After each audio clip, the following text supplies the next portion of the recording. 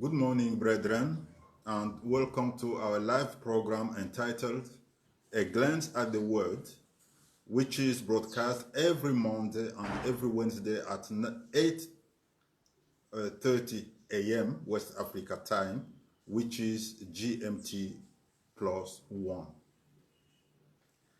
We are going to continue with the teaching that we started last Monday and which is entitled David, a man after God's heart.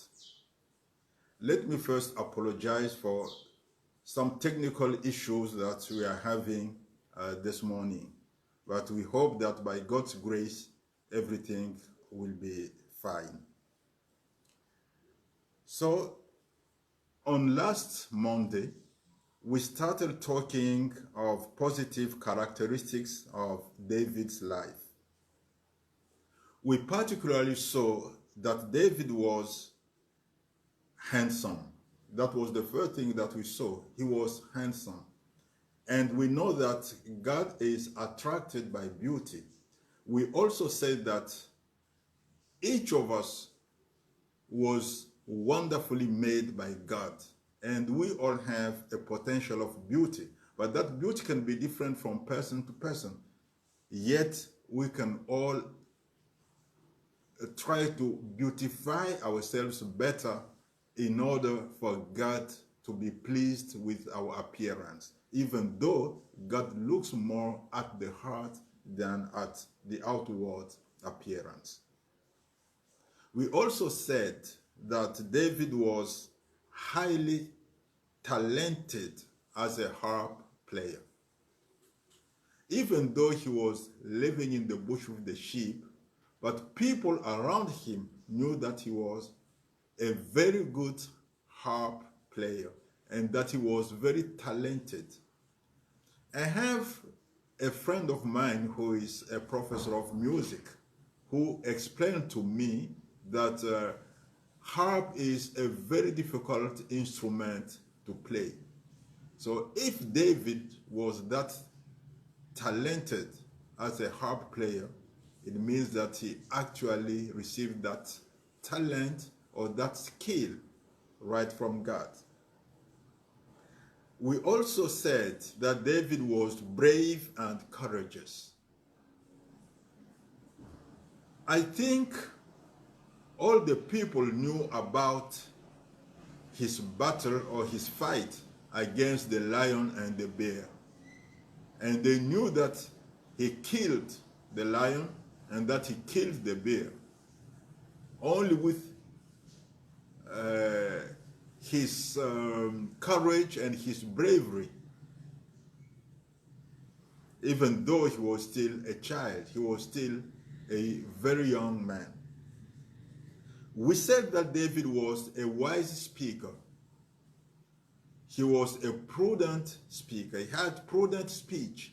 He was not talking nonsense. He didn't have any harsh language. So his speech was in line with what God wants us to have. And we also said that people knew that David was spirit-filled. They saw that God was with him. Those are the 5 characteristics that we saw on Monday. One may say that these qualities inclined God's heart toward David and positioned David as a man after God's own heart. Yes, this may be the case. Yet we can also try to see it the other way, because these same qualities may also be the consequences of the fact that David was already a man after God's own heart. Now, let's move on with our teaching. By that time, David was already anointed by Samuel to replace Saul on the throne of Israel. But David knew nothing about kingship. He only was a shepherd. So all he knew was feeding the sheep, keeping the sheep, apart from playing harp.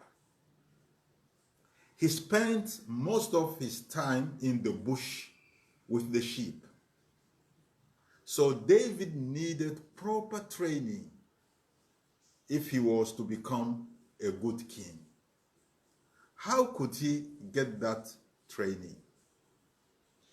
Remember, Saul became king without any proper training.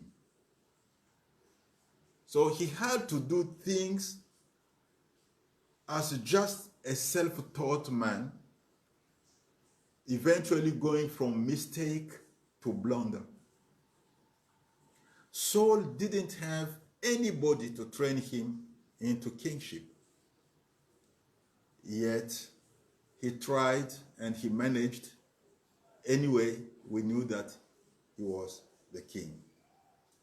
So David went into the royal palace before he duly became king.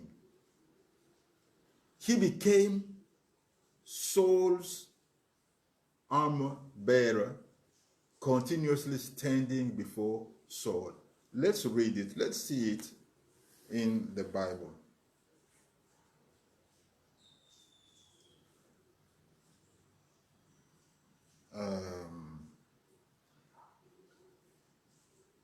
It is 1 Samuel chapter 16,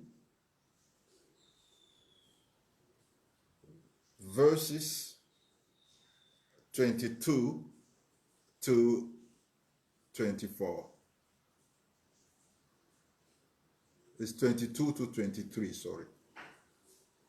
Then Saul sent to Jesse, saying, "Please let David stand before me, for he has found favor in my sight." No, let's start with 21, sorry, 21 and 22. So David came to Saul and stood before him, and he loved him greatly, and he became his armor bearer. Then Saul said to Jesse, saying, "Please let David stand before me, for he has found favor in my sight." So David became Saul's armor bearer, and he continuously stand before Saul. This means that David would be seeing everything that Saul would be doing as a king. In other words, Saul became David's trainer into kingship. So David was able to learn how to manage and how to rule a kingdom. God made David find favor in Saul's eyes, and Saul taught David how to be a king. Thus, by the time that David sat on the throne, he already was a trained king. But God didn't want David to only have a narrow knowledge of management. He arranged for David to befriend Achish, the Philistine king of Gath, and to receive from Achish the town of Ziklag, as we can read in 1 Samuel chapter 27.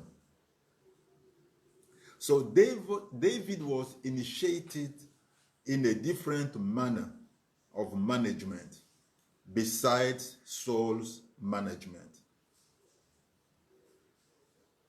David also had the opportunity to practice the leadership that he had learned by managing and ruling over the town of Ziklag.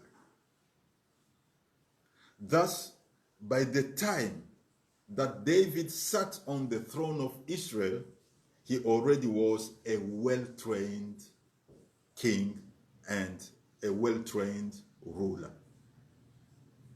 So God allowed this double training because David was a man after God's own heart.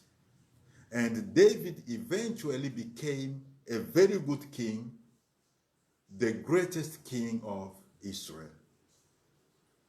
Let's now read 1 Samuel chapter 17, verses 12 to 19.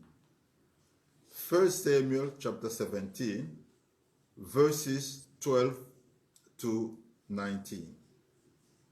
Now David was the son of that Ephrathite of Bethlehem, Judah, whose name was Jesse, and who had 8 sons. And the man was old, advanced in years in the days of Saul. The 3 oldest sons of Jesse had gone to follow Saul to the battle. The names of his 3 sons who went to the battle were Eliab, the firstborn, next to him Abinadab, and the third Shammah.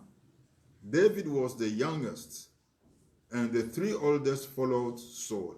But David occasionally went and returned from Saul to feed his father's sheep at Bethlehem. And the Philistine drew near and presented himself 40 days, morning and evening. Then Jesse said to his son David, "Take now for your brothers an ephah of this dried grain and these 10 loaves, and run to your brothers at the camp, and carry these 10 cheeses to the captain of the 1,000, and see how your brothers fare, and bring back news of them." Now Saul and they and all the men of Israel were in the valley of Elah fighting with the Philistines. By the time that David was in Saul's palace, he was too young to go to war. Thus, when Saul and Israel's army went to war against the Philistines, David went back to the bush to feed his father's sheep. And when David's father, Jesse, decided to inquire of his 3 oldest sons who were at war, he sent his youngest son, David, who couldn't go to war, instead of sending one of David's 4 other elder brothers. Jesse probably considered David as more courageous and braver than his other 4 sons who were still at home. So, as we already said, David's courage and bravery were widely known. Let's read 1 Samuel chapter 17, verses 32 to 37. 1 Samuel chapter 17, verses 32 to 37. Then David said to Saul, "Let no man's heart fail because of him. Your servant will go and fight with this Philistine." And Saul said to David, "You are not able to go against this Philistine to fight with him, for you are a youth, and he a man of war from his youth." But David said to Saul, "Your servant used to keep his father's sheep, and when a lion or a bear came and took a lamb out of the flock, I went out after it and struck it, and delivered the lamb from its mouth. And when it arose against me, I caught it by its beard and struck and killed it. Your servant has killed both lion and bear, and this uncircumcised Philistine will be like one of them, seeing he has defiled the armies of the living God. Moreover, David said, the Lord, who delivered me from the paw of the lion and from the paw of the bear, he will deliver me from the hand of the Philistine. And Saul said to David, go, and the Lord be with you. Not only was David a brave man of great courage, he also was a man of great faith. First of all, he clearly knew that it only was by God's intervention that he was able to kill the lion and the bear. That one, he knew it very clearly. Then he also was convinced that God is the same yesterday, today, and forevermore. And thus, what God did yesterday, he could also do today. So David was convinced that since God made him kill the lion and the bear, he would also make him kill Goliath. He had no doubt about that. David was a man of great faith. Now, is it because David was a man of great faith that God called him a man after his own heart? Or is it because David was a man after God's own heart that God gave him the gift of faith, the gift of great faith? Both instances are plausible. But what is most important here to note is that David was a man of great faith. We are going to stop here for today. We will still continue with this same topic next Monday. This program, A Glance at the Word, is broadcast live every Monday and every Wednesday at 8:30 a.m. West Africa time, which is GMT +1. We also have live broadcast in French entitled École de la Sagesse with Bishop Floribert Mawit every Monday at 5:30 p.m. West Africa time, which is GMT +1, and every Tuesday, every Thursday, and every Saturday at 9 a.m. West Africa time, which is GMT +1. We have 2 live broadcast programs on Sunday.